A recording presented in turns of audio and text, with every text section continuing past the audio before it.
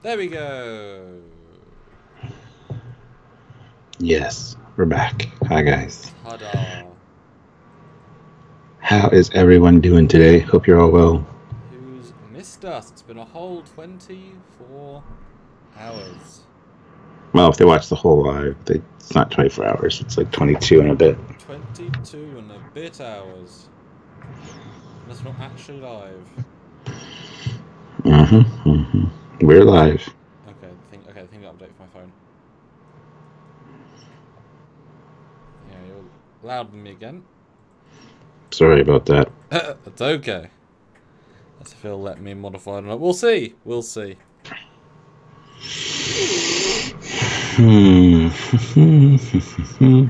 Yeah, so today you're going to be talking about episode 2, season 3 of TNG, Ensigns of Command. Now, question though, why is it called Ensigns of Command? Not quite sure. I'm trying to figure that out myself. Yeah, and you're definitely... Yeah, it's not letting me change audio at all like last time, so... Great!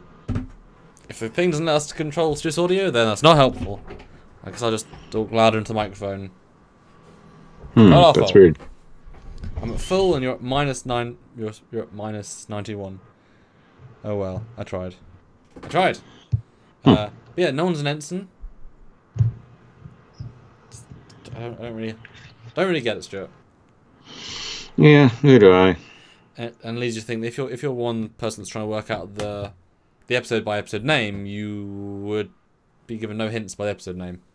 No, absolutely not. I have 3-ish pages of notes. Yeah, I got quite a few. 3 and a bit. A lot of things to talk about. How many people have we got joining us so far then? What are we looking at? I hope everyone's doing good in their not going anywhere state. Got 40 people here. Everybody hit that like button. 2 super chats already. Olivia Julius, $2. Yeah. Hashtag dust on the Enterprise dedication plaque. I think there was no dust on the Enterprise dedication plaque. That's why he was checking, because it should be clean all the time. Yeah, I think he was he's just having fun, wasn't he? Yeah. And Bird of Prey 5 is here. Hello, Bird of Prey. How's it going? Puts in $2. Data reduced in rank to ensign in this episode. Maybe that's it. Yeah. I don't know. It's not it. No. It's not it. And Abriantis says that time of the week, gotta love it. Yay! Do you though? Nice. Do you have to love it? Well, no. The fact they don't have to and yet do is the good sign. This is true. This is true. So I guess I will get sharing and you get chatting. Sure. Conversation is neither required nor desired, says, I know the meaning of the title, but I'm too cheap to super chat it. Well, there you go. So you don't have to super chat. You can just put it in the chat and we'll read it. So there you go. Yeah, guys, if you want to super chat, get your comments read and all that on air, you can do that. Please feel free. It helps out the channel, as does joining the channel. You can join the regular commander, captain, or admiral. And it's really good if you do the lives quite often, because you get some cool bonus goodies for that. And it's a great way to just support us. Or you can go to Patreon/Trekyards and donate over there. Also, there's lots of links down below for Teespring store, some Trekyards merchandise, Eagle Moss savings, things like that. So check out the description of every video, as there's always lots of cool stuff down there and ways to help us out and get some cool stuff for yourself as well. So should you guys want to help us out, you can do so in many different ways. And super chats are great during these lives, because we really enjoy interacting with you guys. And you're kind of the reason that we do this. So if you don't believe that, well, that's your fault. Because it's true. All of it.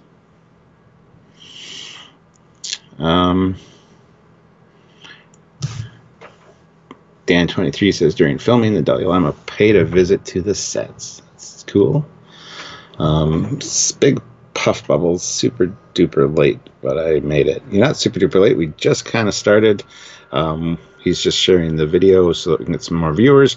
66 of you here, which is great. Everybody hit the like button. Do it now. I'll wait. Still waiting. All right, that's good enough.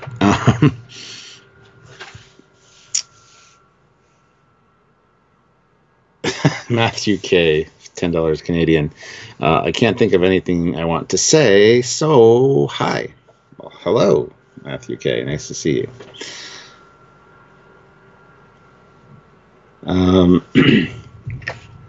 Olivia Julius, $5. There was a severe lack of Ensign Crusher. Wasn't in this one, and there as no one at the con when they met the Sarliak at the planet, the Sheliak. Wow. I don't know what Les was doing, but he was probably in the brig for what he did in the last episode. Serving his time in the brig. Because he created a species and it almost destroyed the ship, so that's where he was. Big Puff Bubbles like button at Condition Blue Captain. Thank you. That's awesome.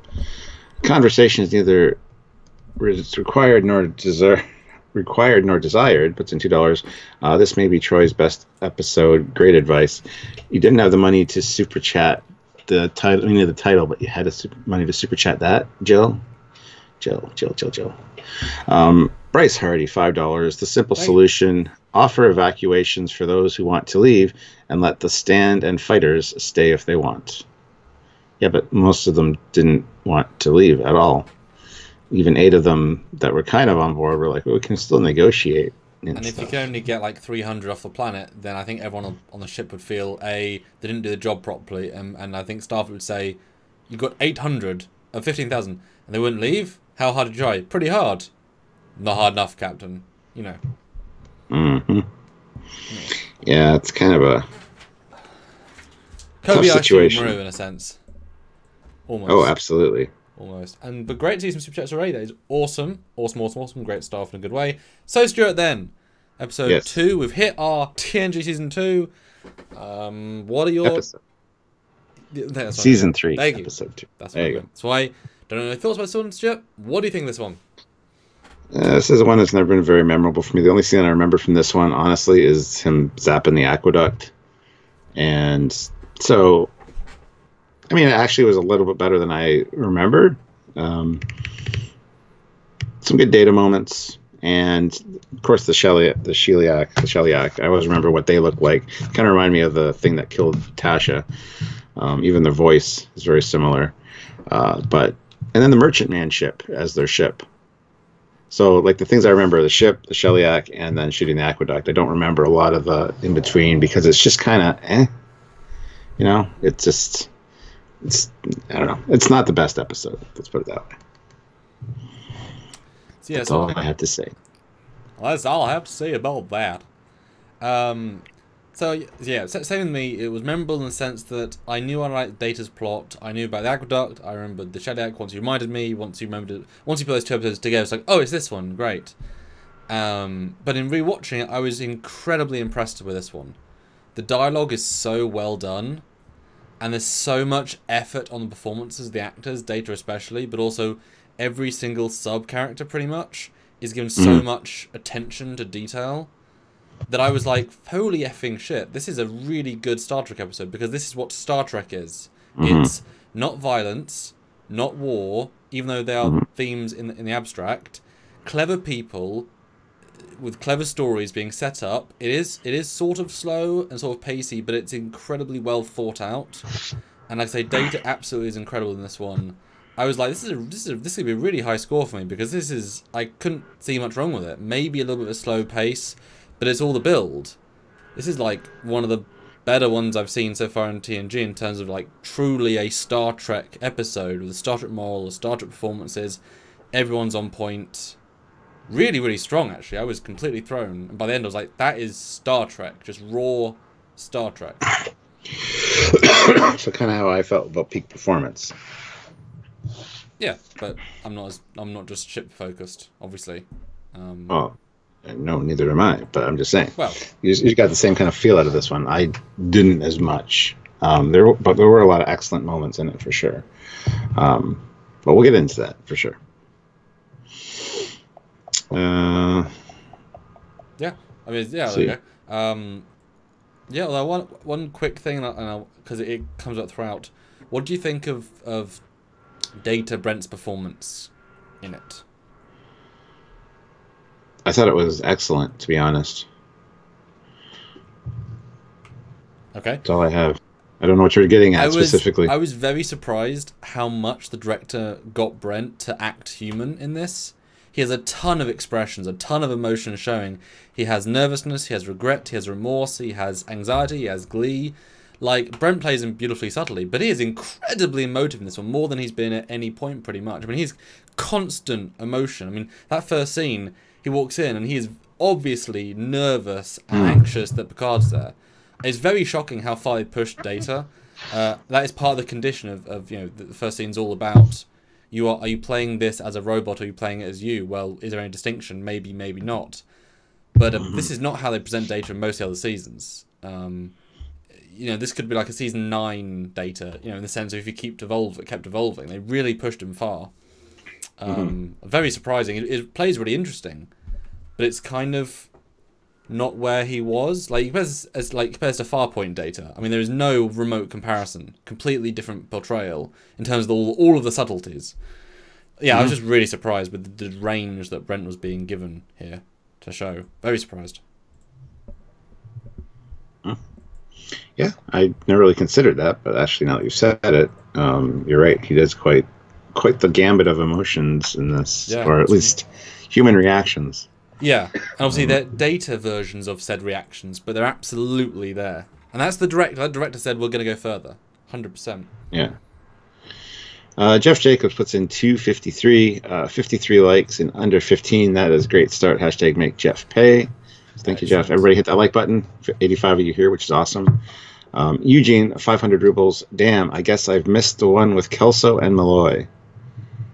Yes. Yesterday. No, day before. Monday. Go watch. Sorry, Gene. And Commander Thribis does say Kelso from Scrubs. Oh. Yeah. And Commander Thribis says, use PayPal if you want a longer chat. Yes, if you want to put a longer thing in. PayPal is trekyards@hotmail.com, and then it's great because it goes right to us, and you can you can say more. We do have to read them out. And just let us know, and I will read it out. So this episode starts with a Vulcan, and they have not really been very focused on Vulcan. So I was like, oh cool, they threw a Vulcan, because there's very few Vulcans actually in the first couple of years of TNG. Cool. Almost looks like a Romulan though with that hairstyle. Yeah, they're very similar. Yeah. We get Gates being given stuff already. Clearly they're trying to give Gates more out of the bat, like out of the gate. It's like, yep, you're in it more. Don't worry. You're worth being back, Gates. You're given stuff, it's fine. It's like, okay, cool. Data shows up with his violin. And look at the nerves on his face. He's like, holy shit. I know. And it's so, oh my god, the amount of vibe I got of Picard being the dad in this, especially in this scene. Oh, I love it. I love it. It's so interesting. I love how he says to them, you know, you should probably come and watch the second performance. Basically, everybody I'm playing with here says that I lack soul. And you should come back and watch the other person who plays violin. You shouldn't watch my one, you should watch the other one. Yeah. It's just like, don't set yourself up for failure. Don't tell people about your... I love how excessive honesty from a commander can be detrimental. Knowing your own limitations is one thing, but letting your crew know can lessen your credibility, essentially, as a leader. Because he calls out, says, isn't honesty the best policy? And there's a lovely little pause of Gates, Crusher being like, yes and no. She has to think about it. And it's true, he has a good point, you know? It's a fine line, for sure. Yeah. But to tell an android you can't feel where that line is, it's interesting. And it's true, you know, we often hear the idea of Data, you know, he can play the instrument because his fingers are exact and his brain knows music. It's exact, it's a replica. But is he really playing, or is he just a computer replicating noises? And that's... You know, he's a big walking Bluetooth speaker. That's what he is. Sure. Yeah. Yeah. Or it was like he's like the in Aliens the duck model goes doop. Imagine the button is like a key. He's like that. Deek. Deek. It's still a machine doing a thing. But I love this is a brilliant setup to the payoff later on of how much is you, try and be more whatever, try and find however you can process the idea of something else, not just the singular notion of this is the exact find yourself inside the exactness that you yourself have to portray. And I find it odd too that O'Brien's there as well. It's nice. The cello or whatever the hell that is. I don't know what instrument that is. But it's like that was quickly dropped. Well, no, it's one of those things we already had him on set. He was already there to film. Might as well put him in the scene. Yeah, I guess. I think they started getting the point, and I think they started doing this in the season. Well, I think Ogawa was in one of these performances as well. Just like, oh yeah, well they're here. I mean, why bring an extra and put him in? He gets a it's a character moment without actually having to say anything. And how much do you think Brent knows about the violin? Because he confidently starts playing for half a second. I'm like, are they going to actually let him play? Does he know the violin? What? It's a good question. I honestly don't know. Yeah. It's funny, though, because as soon as they start, Riker chimes in and says, Captain, we got a communication from the Sheliak corporate. And he mispronounces it. Yeah. And Picard's like, ugh. And he gets up and like leaves right away. Like Data's probably like, whoa, am I that bad? I just started. Because the look on his face, I mean, Captain's got his duties, but the look on, they hold it on Data. It's like, ugh. Well, not just that, but he's a precise being, and yet he pauses, is undecided. Yeah. The woman has to look at him, and he's like, oh, sorry. Like, he actually, like, it's really interesting. It's very human, but also it's still the oh, I love it. It's interesting. And he also looks over at Crusher. We don't see her reaction, but I'm sure she kind of gave him it's okay, it's business or something, But the way Picard walks out is so like, I'm a machine. Like he should have like nodded or something. So he's more robotic in this episode than Data. Only in this bit, not at the end. But boy, this is why I say he's like his dad. It's like, imagine your dad leaving a recital after 1.3 seconds, and you're like, Dad, it's 100% that. I love it. It's a nice character. We haven't seen him do music yet, so I love it. Well, I played the violin in the Elementary My Dear Data. Well, there's a difference between part of a scenario versus him himself, but that's probably where he picked up as like, ooh. Yeah, so you're that's right. His instrument. Yeah, they probably pulled on that and said, ah. Yeah. So Picard goes to the bridge, and we find out here that the Sheliak have been trying to contact them, but there's been no attempted communication from the Sheliak for 111 years. So why now? And so they put it on screen, and I love the universal translator matrix that they have, where you can see the patterns. I thought that was really actually very cool. It's very unique, and I like it. Yeah. It turns out that Tau Cygna 5 has human settlers, but it's one of their worlds, so they're going to begin settlement of the world in 4 days. So remove the humans. So it's a pretty simple premise, and it's like, okay, fine, let's go do it. Didn't know there were people there, but... Well, I mean, they say the Sheliak are probably mistaken because, the atmosphere is toxic. People will die. Did they say that at this point or after they got to the planet? Because I think it's once they get to the planet. No, before they get to the planet. Okay. Yeah. They don't know yet, but they say they're chasing tails, and that's why Troy or one of them is like, yeah, but the Sheliak, the treaty's this long. I don't think they would just do it for the sake of it. That's very early on. They say that. Yeah, because it is before that. Because as soon as they get to the planet, then they say there are humans on the planet. Yeah. But yeah, humans can't survive. Their exposure to hyperonic radiation is fatal. It's a great setup. Like, it's like, oh, okay. Interesting. Yeah. So they get to the planet, find out there is a settlement. Can't give exact numbers, though, as there's too much radiation, which is interfering with sensors. Can you beam? Well, I'm getting there. Okie dokie. Next thing, phasers and transporters are now inoperable as a result of the radiation as well. So, yeah. And then they look at Crusher, who says extensive virotherapy could make it possible for them to survive. But, And she sort of implies that she's sort of vaguely worked in that field.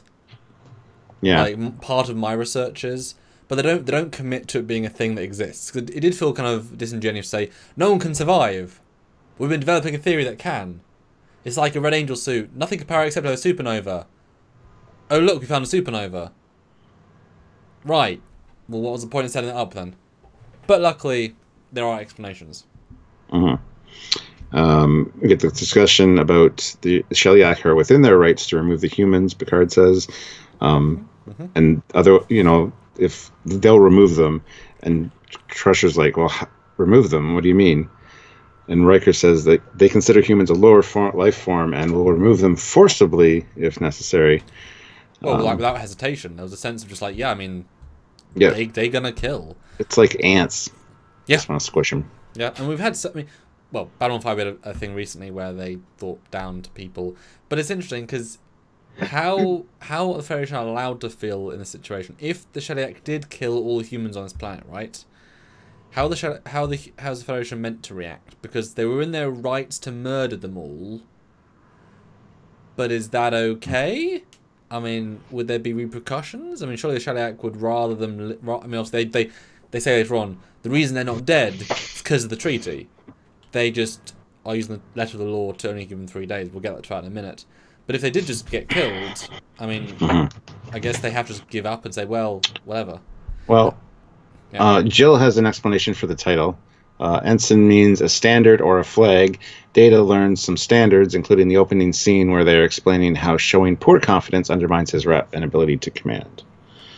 It's a terrible title.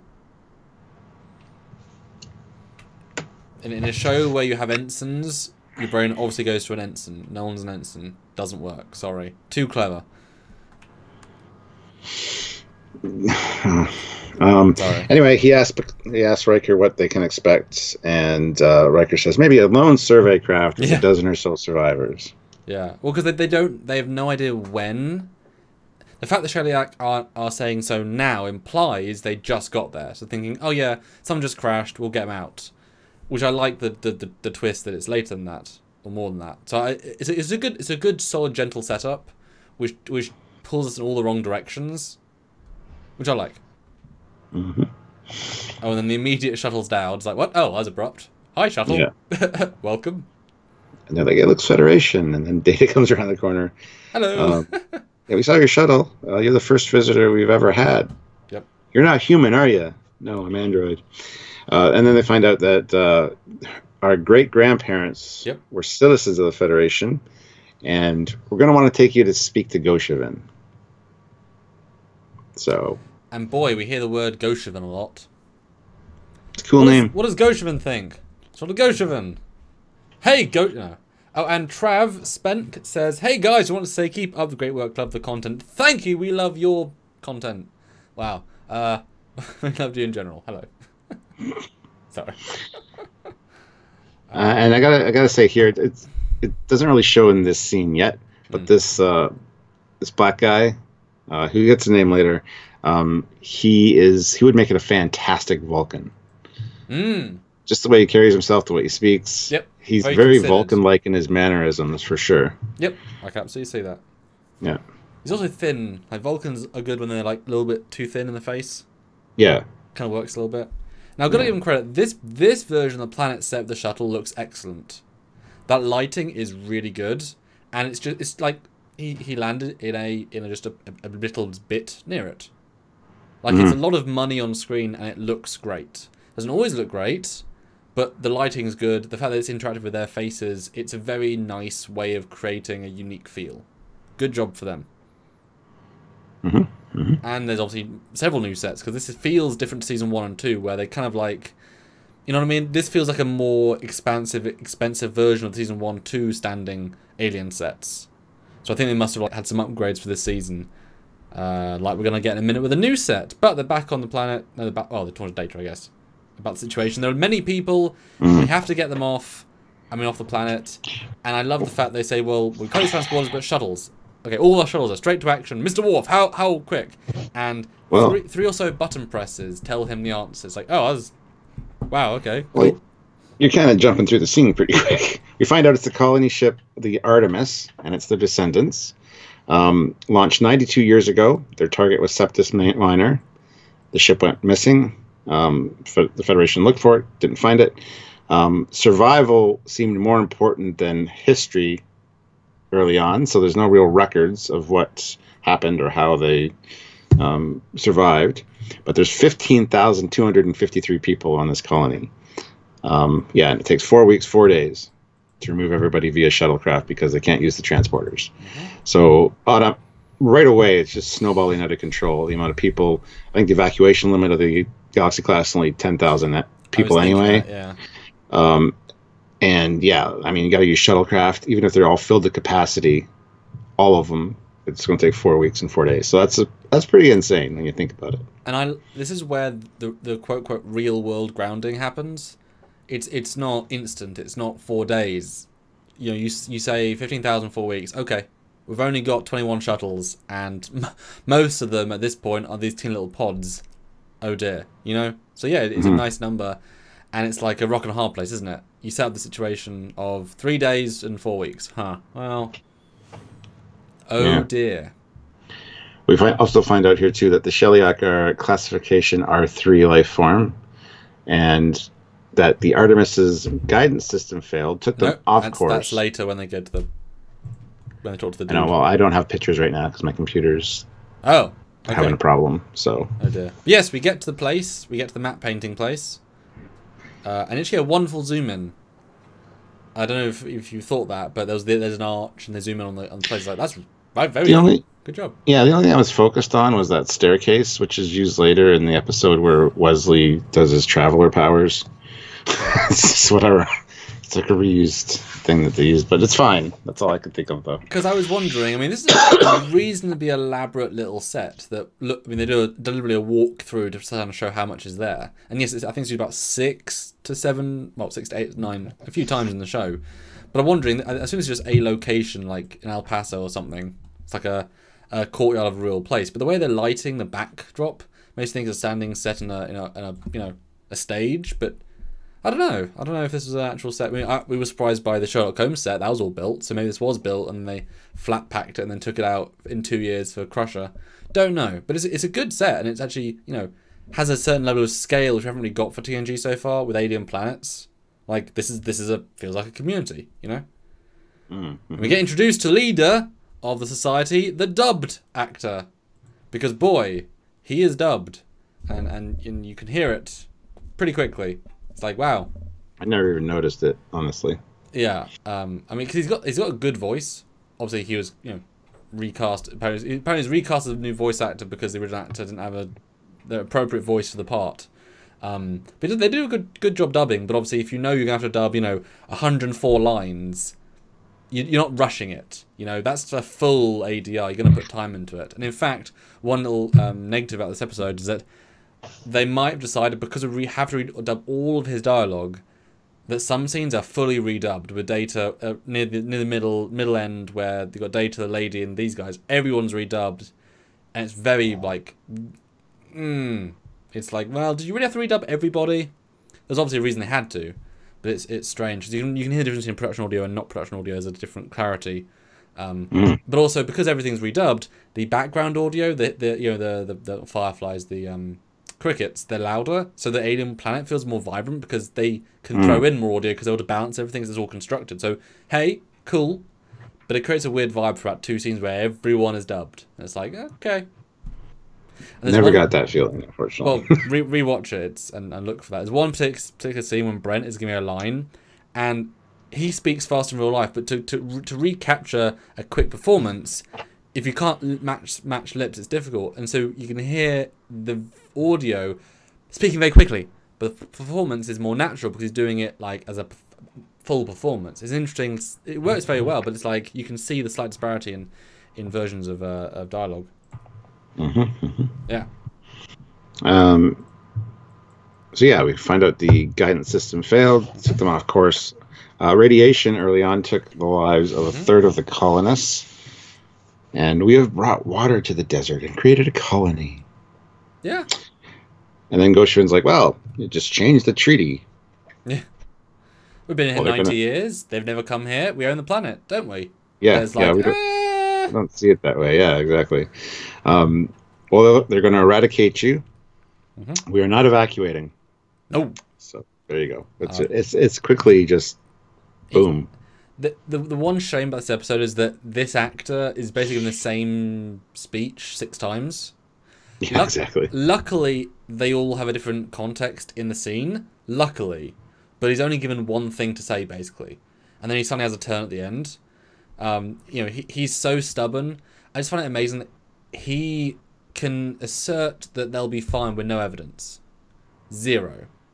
All gut reaction. That said, Data provides no evidence. And I was surprised by that. He doesn't show recordings of Sheliak. Like, he's you know, how many other episodes of Star Trek does an alien entity come in with more power and say, do this? I mean, who's to say that the Federation don't want the planet themselves? I mean, Data gives no evidence. So he's not done a very good job in that term, but the episode's not about that, even though really he should at least show something. Yeah. Because, come on, why should they take your word for it? You're also not human. You could replicate the uniform, steal the shuttle, come down, be an alien, and say, "Hey, I'm from this Federation. The Sheliak want your planet." You know, he could be, you know, Farjo, work with Farjo or Borg. You know, so. But hey, he's our hero. Who cares? Must be a nice place though, because nobody ever wants to leave it. This set.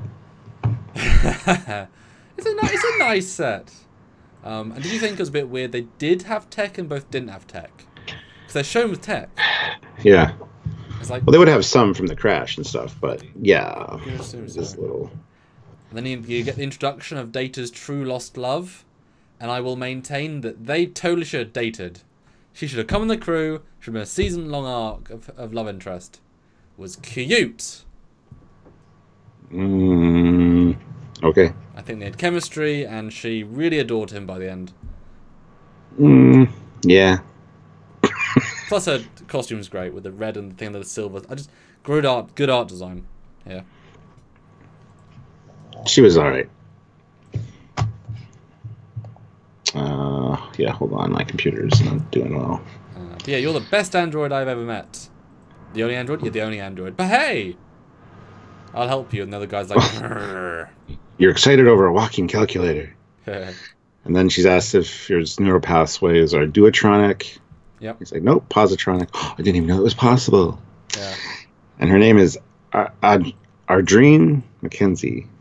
Ardreen. Oh, and Dan23 says, episode was meant to be a vehicle for a romance between Data and Adrienne, but due to a 200,000 budget cut at the last minute, the idea was toned down.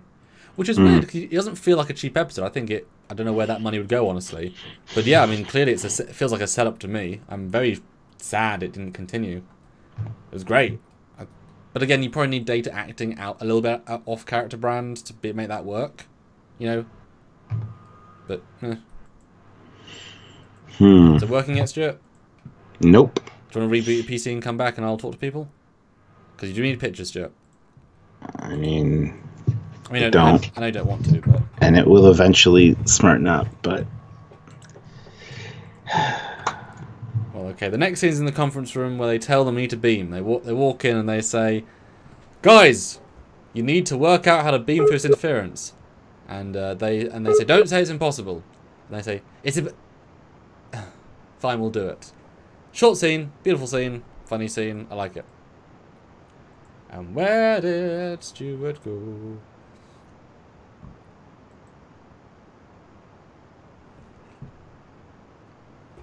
Oh dear, Stuart. Why, Stuart? Why? Don't leave us. He left us. Oh dear. Oh dear. And the problem with swapping to that. Hello. It's going to override the Skype and there we go. But then the L card is not the right size. That's okay. Get the sense I like this one more than Stuart, but that's okay. Can't like everything. Let's see if he messaged me. Since Skype died, do you want to restart? But Mike Bravo with his Superman picture. Shaka when the walls fell. The black guy in this episode played Captain Did Nathion's first officer in Darmok. Shaka when the walls fell. Did he? Oh, cool. Glad he got more things. And Colin Barrett says, no, hold on. Devereaux says, get him back! Get him back! A la Star Trek with Kirk and the time travel thing. That's why it died. Oh. Lol. Rude. Okay, fair enough. We should have CJ got phone on standby. Fuse on blue screen. Yeah, just have an automatic him. But what do you guys think of this episode then? Put a yay or nay in the chat right now if you like this episode. Yay or nay. Captains always ask people to do something and then tell them to do it in half the time. Yeah. Yeah. Troubles in the comm system. That's funny. Yay, yay, yay. I liked it. Yay, the Picard speech. Yay, yay. See, Stuart? If you're watching. Jill says, a sympathetic leader would have made this episode even better. I don't know, Jill. If it had been sympathetic, there's only so much time in the episode to spend on things, and I wouldn't say sympathetic, maybe the wrong word. Maybe understandable. You know, you can have him be hot-headed and stubborn, but have him give reasons beyond because my granddad built it. But that's where the fact that Data didn't bring any evidence of any kind, that does make that fall down a little bit. Would have been nice if, and again, they said the budget was cut, so maybe this was part of the plan.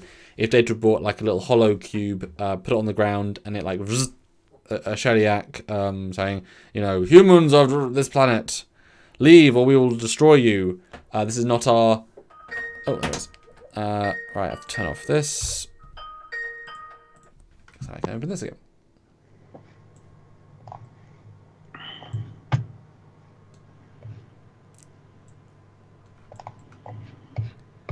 I think it's fixed. Good, good. We have a super chat. Yes. Mike Bravo, $5. Oh. Shaka when the walls fell. The black guy in this episode played Captain Dathion's first officer in TNG's Darmok. Shaka when the walls fell. I still think he would have made a fantastic Vulcan. But it is nice he got,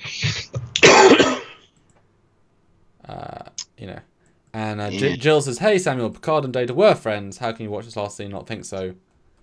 No, we do think they're friends, but, I mean, you know, your friends with friends is a relative term. You know, there's lots of levels of friends. There's a difference between, you know, being sad for the next 30 years of friends and saying, I love you, friends, versus just, oh, I was his friend. You know, most work colleagues you have are friends, but not necessarily friends. They're friends you invite around your house. They're friends you showed you meet your kids.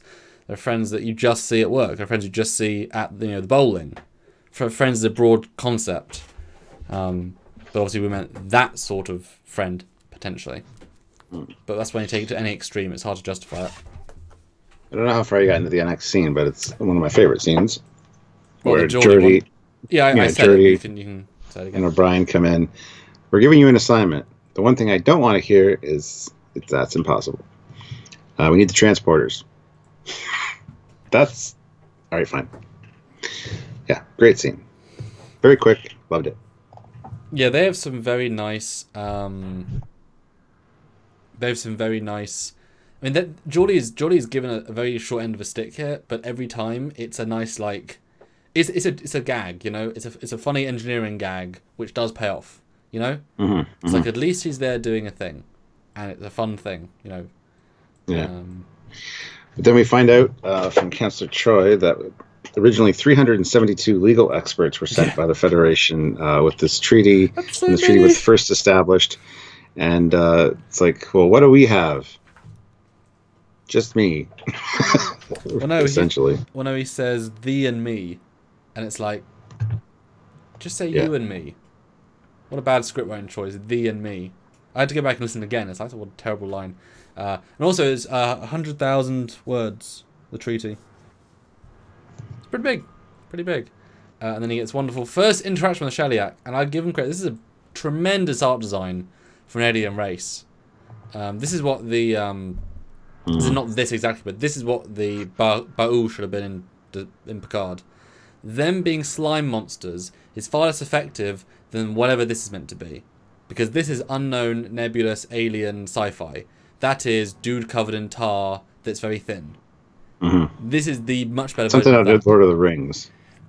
Yeah. And I'm wondering, like, it wasn't CGI. Because they didn't, you know... But is this a guy in a suit? Is this a mannequin? Is this what? Because later on you see some weird like arm movements that don't feel natural. The way it's moving, it could be both. It's probably just simplified. It probably is just a person in there just doing this. Maybe like an acrobat or something, like a person who moves the body in a weird way. Because it's such a weird movement system. Well, I mean, I can do that too. You just do this and you push your hands back. It's all under this draped heavy fabric. It looks like it's. But it feels, it feels extra. They achieve it very well. Maybe he's just standing backwards. Who knows? That's interesting. Yeah, but it's a very memorable art design. Yeah. Picard's like, communication is necessary. Communication is needed.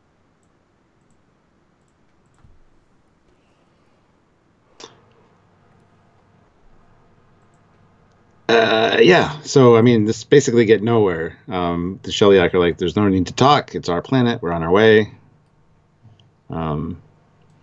But he says, may I offer a compromise? And he gets hung up on,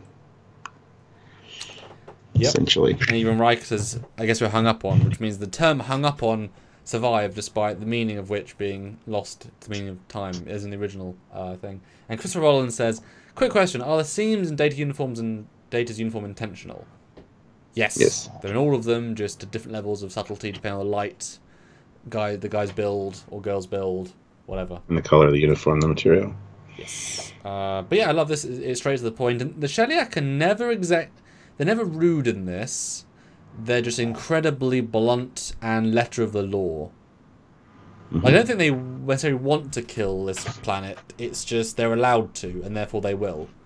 They're within their legal rights according to the contract. Yeah. So. And also the payoff to that is rather good. But we get the introduction of the Star Trek battle droids. Yep, I thought that too. 20 years earlier. And again, even more Data expressions of like, huh. And him responding, him looking smug and say, we've got nothing as advanced as you here. He's like, nope. Clearly. I love it. But then they contact Data. They said the Shellyak are not negotiating. I'm contacting Starfleet to arrange transport. So we'll get these people ready for evacuation, essentially. And therefore we must go tell the leader again that the situation is now we can't negotiate. Even though he was not listening to the first set of things we were saying. So, yeah. But I like Data's perspective here because he's going through the logical chain of events, right? He's not being creative yet. He's just going, right, well, this step equals this step equals this step. He's just following like a data pathway. Well, data, there you go. But a pathway of just, yes or no, if this, do this. Yeah. Colin just said a TOS style. No, who is it? Commander 3 was TOS style console behind them. Not really. It's not really TOS style at all. It's honestly not colourful enough. No. As weird as that sounds. But we get some transporter shenanigans. They're sending the test canisters and bringing them back, and they're not looking so great. And Riker's like, so what's that? Well, really? Did you seriously ask that question? Anyway, not going well. Keep up the good work, guys.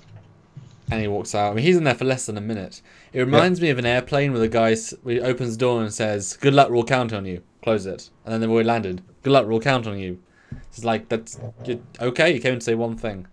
Isn't this prop what eventually is used by Cisco for the Defiance pulse phaser emitters, like the fuel rod things? I think so. It's very similar. And it's been used quite a few times. Yeah. And as a test thing as well. They use it for transporter testing quite a few times. And what a great prop of it being like disintegrated. That's rather well done. And I love that there's very few lines in these scenes with the transporter stuff, but it's all in their faces and like O'Brien gets. I don't even think O'Brien has a single line actually. Maybe one. No. Yeah. But it's not really. You still get a bit of fun. And it makes sense, you hire Colmini to say one line, because he's the transporter guy! Yes. It's a transporter episode, he's in it! So we're back. We're talking to Goshevin. The water, Stuart, the water. It's always about the water. And it's like, you know what, we can't negotiate. My grandfather is buried on that mountain. He died while surveying for this aqueduct. The colony exists because of his sacrifice and the sacrifice of thousands of others. All right, yeah, the stubbornness is a little much. It just... Well, and they've only been there 90 years. It's not even, they haven't even hit their centennial. 90 years is not a long time for a colony, honestly. So I understand, and yet I don't. Well, yeah, I mean, he's lived there his entire life. His dad's their entire life. So from his perspective, 3 generations, it's their entire existence. You know, it's like, I don't know, you know, it's tricky to sort of think beyond that. And I'm sure the original pioneers, the original people that were lost there, I'm sure they were very like, you know, boy, we managed to survive. You know, they really instilled that in their children. Like, we survived, you will survive too. Otherwise, those people, you know, the original the grandfather might have lost his wife, you know, in the crash because of radiation. So it's very personal. But again, Data's providing no evidence. It's a word of a stranger, so there's no reason to believe him. I would just say, all right, guys, I'm leaving, taking the shuttle. Bye-bye. You'll see in a minute or 2 or 3 or 5 days. Get a thing on a record saying you did a shit job. I don't care. I don't put up with stubbornness. But that's you being stubborn about not wanting to help them. That's exactly. You being stubborn. You're stubborn, so I'm going to be stubborn right back, and you're going to learn your lesson the hard way by being murdered. So you didn't listen to me? That's your fault. Who's going to remember the lesson if you're all dead? I don't really care. I'll remember that they didn't listen to me, and next people need to listen to me. So that's the satisfying bit. And besides, I'm sure Data could be the lady, they have a date, you know. You're the last survivor of your race. And now my girlfriend. Well, the scene ends by them thinking they can maybe convince others of the necessity of leaving instead of him. So he gets a little bit of a smile on his face. Yeah. No, it's very... and look at that. That's emotion. It's Data emotion, but it's totally emotion. Remove the humans, Jill says. A lawyer friend of mine thinks that this episode is hilarious because it's spot on with some contracts. See, I want Legal Eagle to review it. He's done Measure of a Man. He does some really good videos. I would love him to look at this one. Not that there's much here to really unpack for him, but... It's all fictional stuff, so, you know. Like, it's if they didn't show the contract, so you can't exactly back anything up. It's all just whatever. But I still think this guy's a memorable performance. For what he's worth, he does his job well, you know? If stubborn. But yeah, back on the ship. And this scene's great. This scene is mirrored again in one of the movies. Which movie is it? Picard's looking out the window, and Riker walks in, and he sees reflection, and the music's really loud. Well, it's First Contact, yeah. Is it? Yeah. Okay. Yeah. But a great shot. He's trying to get away the sound of the Borg. It's like it's shaking and... Yeah. Yeah. What do they say in this scene? I don't remember what they say in this scene. Well, we've 3 weeks till Starfleet can get here. They send out their apologies, but they can't do anything for 3 weeks for the arrival of the colony ship and specialists and shuttles to take care of these people. And then they come up with the plan that the Shellyak are going to be here in like 2 days, so the ship must already be en route. So we're going to go intercept that ship. And Riker's like, the Shellyak may consider that a hostile act. But I'm thinking, what are the odds it's only one ship? If you're sending ships to this planet to colonize it, or to at least set it up an outpost, you'd think there'd be a few ships at least in a small fleet. So counting on one, I think, was a little bit... Well, you say that, but Conestoga and this ship was only one ship to colonize. Most of the time it's one ship, the first colony ship, the first one. And we don't know the life cycle of this race or something. It's certainly a risk, but I mean, there's an equal chance of being one ship to more than one ship, I think. What's weird though is they're in the space of the Shellyak. They have to be. They were allowed access to go to this planet, I guess. But they're in their space, I'm guessing the treaty allows free movement-ish. But, so would they going further in Shellyak space to face this ship? Yeah, that might be, you're going to our borders even more. What I find interesting, though, is that they say 3 weeks, right? So this conversation with the Admiral, right? You're saying 3 days. They're saying 3 weeks. Now, at that point, does Starfleet even send the ship knowing they'll all be dead? Like, at that point, are they just saying, no, we can't save them? Like, the Admiral, as soon as the call gets off, is she really going to start creating a crew and getting a ship on the way if there's literally As no... you know, the admirals and the Federation and Starfleet can choose who lives and who dies. So they're like, we got things to do. I got a, I got hair a appointment, yeah. picnic I have to get to. So with sunglasses, gotta wear sunglasses. Exactly. I don't know. No, I think they would still be getting things ready, hoping that Picard would be able to find a solution because that's what he's out there for. That's what he's trained for. So do your job, Picard. And he is the bloody flagship captain. I mean, if anyone would. And I guess, though, they have 3 days. Therefore, 3 days of wasted work isn't the end of the world to save 15,000 people. So I think they're going to... Until the point it gets destroyed, then they'll stop work. But really, yes, one colony ship. Send another galaxy, send a Nebula, send an Akira, not Akira obviously, send an Excelsior. Saying, at least they didn't say no ships in range, but it's at least have several ships on their way of other kind. I mean, why, just because you got one ship, there are obviously less colony ships than Excelsiors, Even if you got to step in and kind of stop the Shellyak from doing anything for a few days. Like do a blockade, yeah. But start a war, Well, that's essentially what it's doing. But you can play off as we're there to evacuate. You've given us no choice. We have to bring in 12 ships into your space. You've left us no choice, So I found that's kind of strange. It would have been nice if they said, okay, we're amassing 3 ships in your area. The Bozeman, the Geriatric, and the Tomaton. I was going to say Tomahawk, and that's a stupid name for a ship, because he's a Romulan. So I thought it was a little bit weird, but I think the Admiral's thinking, yeah, but they'd be dead, so... There is no colony ship, but no other ship can be in range, so who cares? In the sense of, well, we can't do anything, so why really... But I also very unlike Discovery, where, same day, an entire fleet arrived, Battle of the Binary Star, at the edge of Federation space. Same day. And yet it takes 3 weeks to get the ship ready and send it. Distance and space enhance the storytelling. If everything's 23 minutes away, where's the drama? This is the frontier. This is not in Federation space. This is the eccentricities of real distance. They've lost it in later Treks. They should really go back to it. It adds so much. Yeah.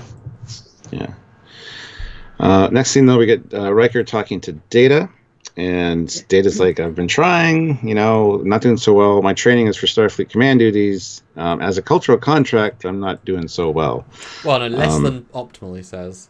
He doesn't say not so well. He's just not as perfect as it could be. Yeah. And Riker's frustrated. He's like, well, I can't step in and help because I don't know these people. And the whole time I'm thinking, just beam down a goddamn view screen and have them talk to Picard. Picard and Goshevin. Picard be like, this is the situation. I don't understand why this wasn't done. I know you have faith in your Lieutenant Commander Data, but really, just he needs a little bit of backup. You can't help him. I think it's the amount of time you have versus which plan. Do I either try and negotiate with the boss, because the thing is that if he doesn't negotiate with the Shellyak, they're going to be dead in 3 days. They can't evacuate people except in 4 weeks. So the greater schemes talk to the Shellyak, not the people on the planet. And Commander Thrib says, "Is there a reason no one else can go down?" Yes, because the radiation will kill anybody. That's why Data's there. They didn't clarify if Klingons or other humanoids can go down. Well, the Shellyak can, for sure. The Shellyak certainly can. Yeah, it would be kind of nice if Worf went down. You imagine the two of them. And we find out it's a Class H planet too later. I was surprised, though. I felt like Riker was a bit short with him. Again, like a child, you're the dad, not talking down, but being it's not you've got your job, do it. I don't care if you don't know how to do it. Do it. Figure it out. Learn. You're a kid. Learn. I'm an adult. I don't have to learn. I've already done those lessons. It felt a bit short with him, unusually short for that sort of relationship. I guess Riker feels the pressure, Did you get that sense too? Absolutely. Riker looks haggard throughout this whole episode. His hair is off. He looks kind of he's hungover half the time. Yeah. But I was also amazed by they're basically saying Data can only think in certain terms. Although obviously grew beyond that slightly, but it's saying Data just find a way. And he's like, how? They're I don't care. It's that's not advice. Yeah. It's play the violin. How? Just do it. How? figure out, but I can't play the violin. We'll do it. It's like, that's not, these are unuseful words. Luckily, Data has his romance that he really goes on dates with after this. It's fine. And they can bring their daughter, the girl from the planet. There you go. A happy family. What was her name? Sari Javes. What was her name? Sarianko? Something? Shizhenko or something like that. Oh, yes. Then anyway, the kiss. Then the kiss. Lady kisses him. Yeah. Why did you do that? You seem to need it. Yep. So, okay. And then, if they're not going to listen to reason, let's try reverse psychology. It's a good idea. But it's deceit. But it's deceit, though. Yeah. Yeah. Just the look on his face, and what he comes up with later is awesome. But we'll get to that when we get to that. Yeah. Again, he's so expressive here. He's like, what? Yeah. Really? But again, that's his first kiss since Tasha. Yeah. It's very cute. This is... now we have my favorite scene from the whole episode. The camera mounted at the back of the transporter pad. Nice wide shot. They just beamed in another test canister, which doesn't look so good. But better. Better, yeah. Better. It's close, but as they say, close only counts in horseshoes and hand grenades. You're only slightly dead. Yeah, exactly. Picard walks in. How are we progressing? About what you'd expect, sir. Splendid. Carry on. And takes off. And Wesley's like, the fuck? He says, he wants the impossible. And I love Geordi's answer. That's the short definition of captain. It's like, good scene. It's so quick. And I'm thinking to myself, what is Picard doing? Like, he's not even... So how's it, oh, that one looks a little bit better. You got an estimate for time or anything? No, it's just like, yeah, splendid. Yeah, they're almost acting two different scenes. A little bit. I'm wondering if in Picard's mind, he's like, he's Geordi, he'll fix it. I've got bigger things to think about. As soon as he knows, I'll know, kind of thing. Yeah, so he's just there basically have his present scene, and when Geordi, I don't think he's thinking about this really. Because at the end of the day, even if they could beam, if they spend a day to get to the Shellac ship, a day back, they still can't get them all out. And like you said, evacuation limit can't even do it anyway. So this plan will still not work, even if it works. The plan is really to get out there and stop it. But he has to still try. And there's a lot of these little short scenes. I'm wondering if the director liked that idea. Because it's very unusual for this sort of scene and setup to be. One take, one shot, abrupt. It's a very unusual sort of TNG sort of shot. And it works, actually. It actually kind of works. Bit of flavour. Well, we find out that Goshevin, we found out in the last scene that he's arranged a town meeting where everybody's going to show up, so Data thinks he'll show up there. It's fine. So Data comes by, and Goshevin's like, no, leave. And I love this. Is your position so weak that you cannot stand up to debate? So he's like, fine. Or the other person's like, let's let him talk. So he comes up. I admire your convictions in the position of eminent defeat, and when you will die for land and for honor. Your children will understand that they are dying for a worthy cause. You kind of had a little hint of lore there, a little bit with this speech, only not quite as, long after the battle is over, their courage will be remembered. And she's like, but who will remember it? Good point. There will be no one left alive to remember. It's a good speech. Good reverse psychology, like right out of the gate.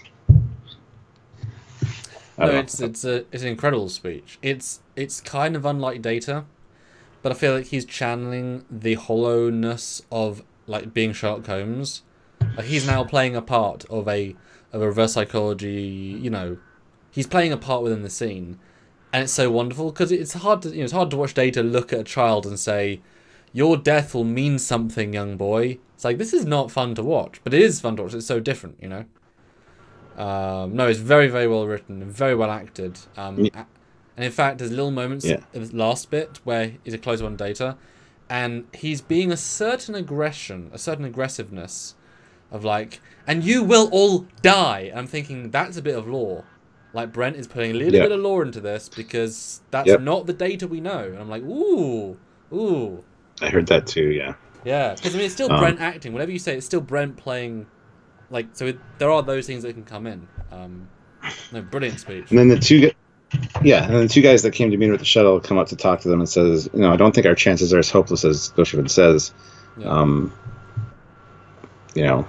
Well, yeah, I mean, but there was a line too there before. Here we stand, then here you die. That's how it kind of ended. Well, yeah, Goshevin says, "Hey, I don't think we're as hopeless as we think. I'm going to stand here," and everyone should, he convinces them back. He says, "Good speech, but I don't believe it." It's like, again, still no evidence. One big flaw, doesn't actually provide any evidence. But they're going to go meet at Lady's house later to talk. I love that. So, just at my house. Let's come to my house. I have brownies and lemonade. Yeah. Best quality Belgian-ish chocolate. Oh, the last pack of Belgian chocolate on the spaceship. I still have. I'll open it for a special occasion. So we're back in the ready room. Troy's talking to... This is a good little scene. Trekyard.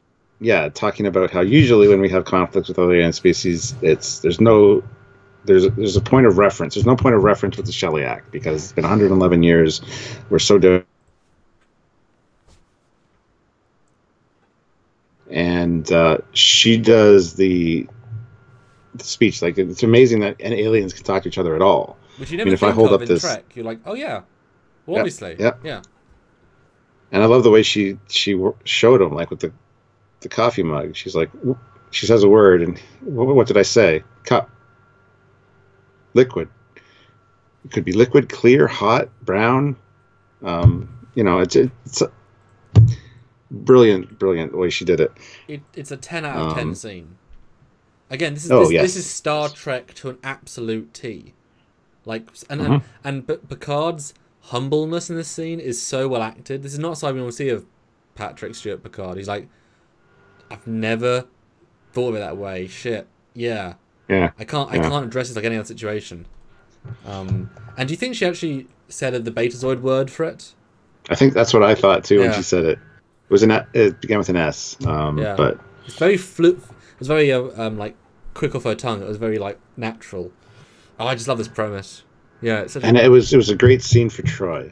She had good dialogue. Doing her job still, counseling the captain, helping him out, make decisions. So I think this was really well done. This was a well-crafted scene. It's honestly the Guinan scene. Yeah, Guinan was invented and got the Deanna scenes. Yeah. Do you know what I mean? Deanna is the empath who tells Picard, he's feeling angry, he's going to attack. Oh, I feel pain. Those are interesting lines. She should be wise and insightful because she can feel a certain different way. She can understand a different way. Guinan becomes that, and this would have been obviously a Guinan scene if she was available. Yeah. Luckily, they gave it to Troy, and she pulls it off perfectly. Yeah. You're absolutely right. Guinan replaced a lot of Troy's stuff. Yeah. And then they say we're in. I love this because it's another little. It mostly makes sense, but maybe not. They say visual contact. Okay, but still at warp, and the ship's coming at us. And they say in a minute, keep our distance from them, which means they're now traveling at warp backwards. Well, they're sublight later, not yet. So they're literally going backwards at warp to keep the distance. Because you can't have visual when you're in and out of warp, because you're not. How do you visual outside a subspace bubble? But you're both at warp. I just like that. It's just like this at warp. It's just funny to me. Well, we got the Merchantman ship, which is a reuse from Star Trek 3. That is the Merchantman cargo ship. It's the first time it's been reused in TNG? I believe so. I think so. We've seen them all. I think you would notice. Yeah. It's always the freighters, They made it grey instead of the nice bronzy copper color that it was before. Well, I would call it blue, personally. But oh, maybe, yeah. Well, I will get. Hey, if we talk about it now, I would give them credit. I think it's a rather good redress. I mean, you can see the shell of it, but they did a lot to it. This is as close to a full remodel, I think, as they could get. Like, they didn't just put effort; they put a full bit of effort on this. And they only show the back of it once; it goes away, so you barely even notice the bit that's actually the most like Merchantman. So I think this is probably the best redress of this craft we get in TNG, personally. I noticed it right away when I was young, because I love the Merchantman ship. It always stuck out to me when the Bird of Prey decloaks right above it. It's like I always thought that was a cool ship. So, And briefly, we haven't had a super chat in a long old time, guys. So if you want to super, very long time actually. So, guys, comments, questions, thoughts, we do rely on you guys to support us. So anything would be nice. Don't be complacent, because it's not good. So Picard messages him and says, "We require face-to-face negotiations." They say, "Oh well, we have to, I guess." They're like, "Fine." Yeah. It's in the rules. We have to. Yeah, and I love how he pulls rank on them and takes the pad and Yep. Yeah. Very good Picard. He is an ambassador. He should have been an ambassador in Picard, obviously. Oh yeah, and this shot of Riker, he does look haggard. That is a bad shot of Jonathan Frakes. In every scene, he looks haggard. It's like he was there for one day, and it was a hangover day. Because even in the ready room, his hair was all like... Yeah. He just looks tired. And then you get the bright green shirt of Destiny. So... His name's Cantor. Oh, Cantor Bite. Cantor Green. I don't know. But no, this guy would make an awesome Vulcan. Yeah. Even the way he stands, he's got the Vulcan, everything about him. But anyway, they basically come to the conclusion that some people kind of feel, that they should leave, and if you take a stance, then many will fall in line with you, because he's like second in command, I guess. You never get that sense though. That was a little bit out of the blue. I get the sense he was just like... He's respected. Yeah, I didn't think he was necessarily second in command, but it's a little bit random. A little bit. Well, when they said, if you take a stance, many will fall in line, I just assumed he was like the vice president of the colony, almost. Yeah, I just assumed like a well-liked guy that's just like, yeah, everyone likes this guy. Area 50. Oh, sorry. Oh, sorry. Area 51, $2. Merchantman was in Heart of Glory, I think. Maybe. I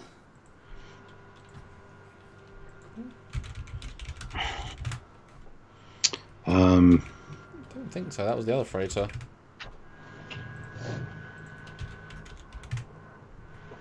Nope. Other freighter. Other freighter. All right. But yeah, then Joshevin comes in. He's kind of surprised that everything's going on here. Says, "I'm disappointed." Yeah. Asking for... Oh, sorry. No, it's okay. Go ahead. What's interesting, he basically says, "I thought this was settled." And so from his perspective, he's had the debate twice. He listened. He didn't accept. He had the debate. People sided with him. He won the argument. And in any other situation, if he was the good guy, you know what I mean? This would be like, this is obviously a sadist, person who's going against the rule of law. He's and there's a really stupid line which the lady says, "Since when is talk trouble?" Always. Talk is always trouble. Yeah, talk, I know. Is how you start revolutions. What I thought the same thing. Stupid line. She says to him like, "Oh yeah, talk, yeah." And Goshevin's like, you talking about data. You don't discuss, you gibber. Which was an odd... Is this now? Because they say that later with Picard as well. No, they say that here. Oh, wow, I didn't know that. I didn't see that. So they say it twice in the episode. That's hilarious. Area 51. That actually makes sense. Now you just made a parallel. Yeah, he's as stubborn as the Shellyak are. Yeah. That's the point. Yeah. I like it. I get it. Area 51, $2. Never mind, I was wrong. That's okay. That's okay. Ozzy Madero's $5 is the first command test. Is this the first command test for Data? Yeah. I mean, I guess.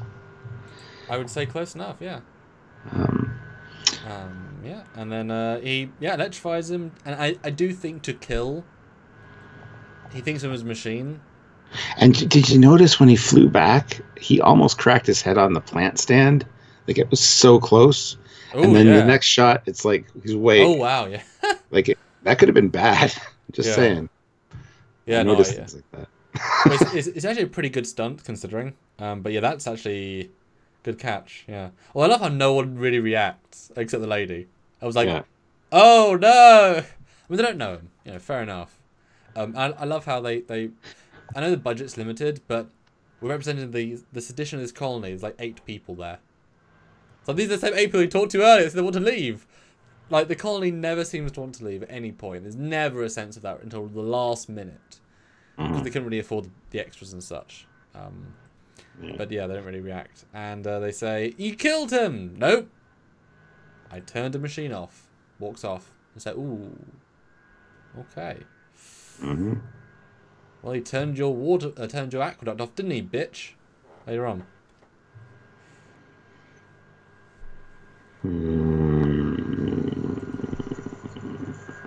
You know what? I think you're right. I think that with the way this is spaced, you don't discuss you gibbers this scene. I think you're right. It's with when they beam aboard the Shellyak ship. Well, I know it's there, but my notes are uncoordinated. Oh, that's okay. Because yeah, he's like they beam aboard, and it's a cool set. I gotta say. Oh, that's next scene. Yeah, it's abstract. I love it. Yeah, and cool lighting. But he's like asking for some flexibility. Well, he's honest. He's honest. He does the honest attempt, and it does not work. Yeah, absolutely. Yeah, and then it's the line you don't discuss you gibber. Sorry, that is my bad. It wasn't in the other scene at all. That's okay. I just love this. This is such a clever art design. It's getting so much out of so little, and it's alien as well. I love it. It's just so creative. And then yeah, and I love how they think they have the upper hand. They're in the right, and so they just basically send them back to the ship. And it's like I assume the Shellyak just hung up on us again. Smart line. Yep, in the rudest possible way.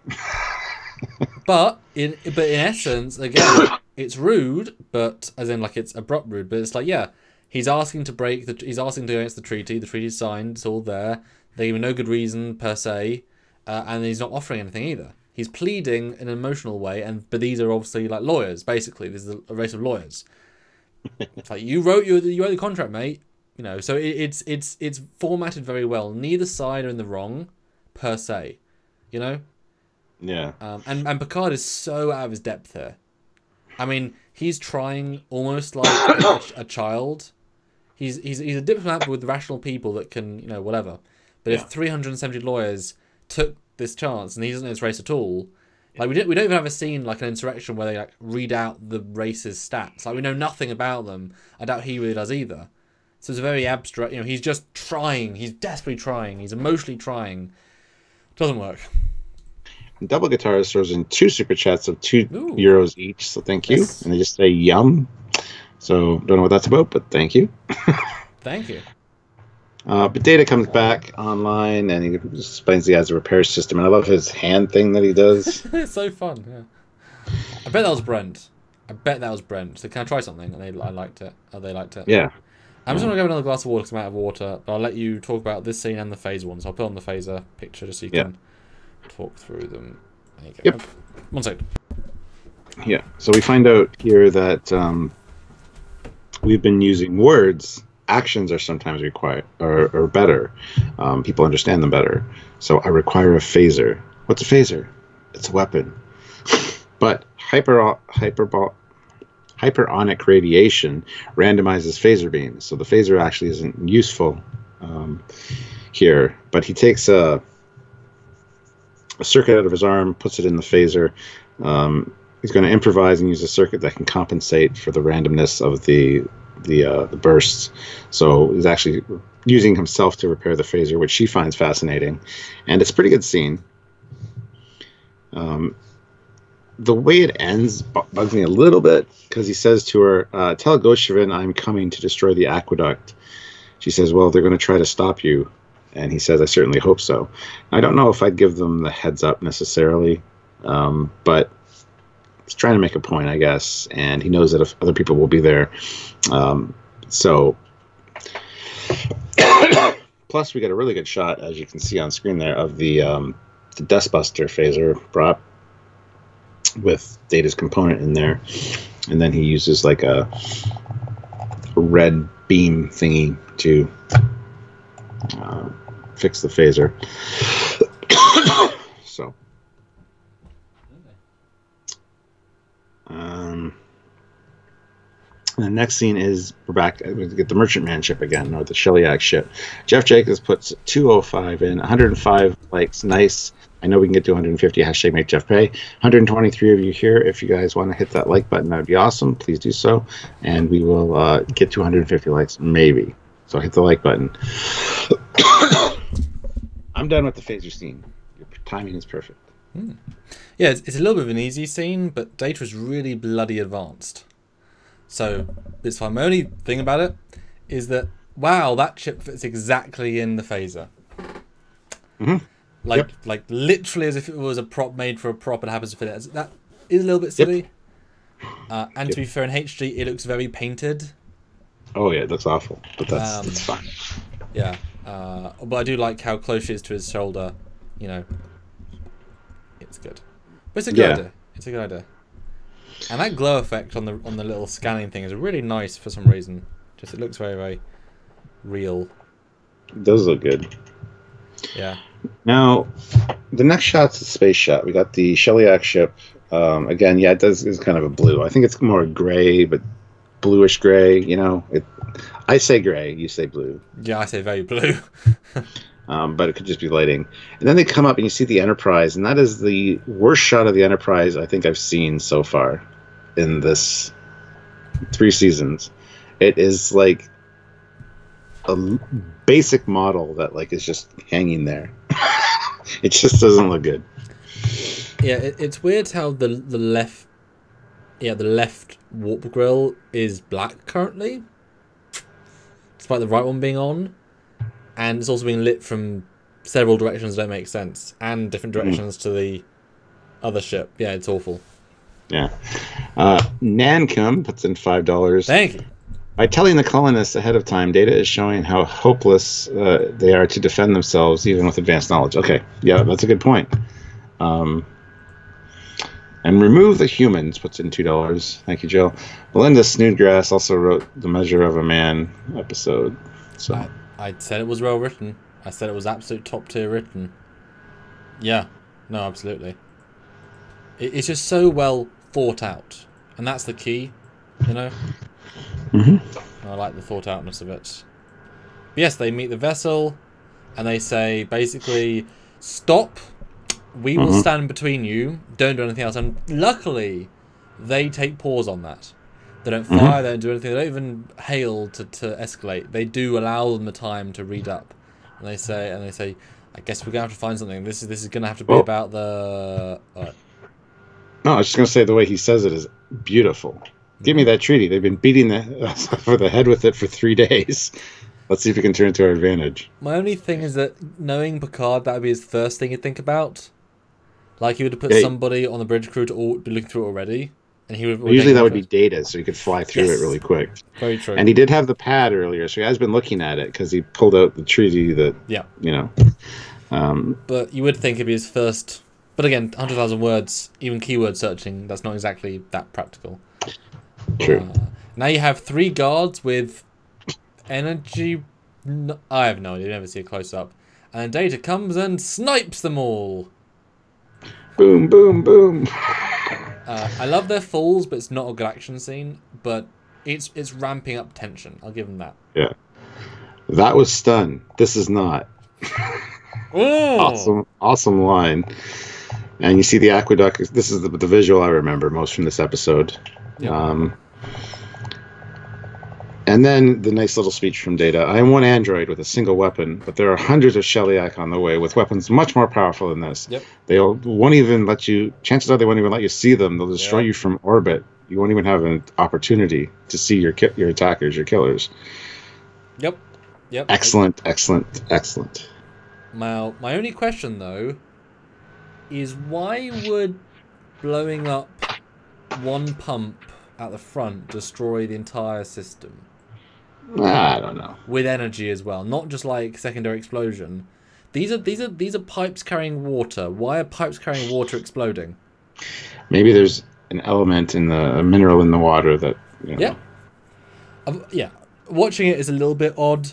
It's like I assumed, even though I knew this visual was coming, that it would just like destroy the thing they're at. You know, I destroyed the entire station. But then to see it go through, it's like, why?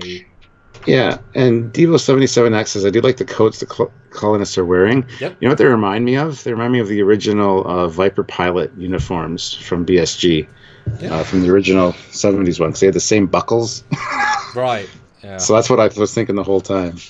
I'm thinking more Firefly. Yeah, yeah. But I genuinely like the art design of these colonists because each of them are like, how do you take modern fabrics and make it look like future sci-fi alien random? It's hard because people have done stuff and they all look good. At least like in this shot, it works. Yeah, this is a good episode for that. Hmm. I don't like though how the what's his name, Jarvan, Goshavan.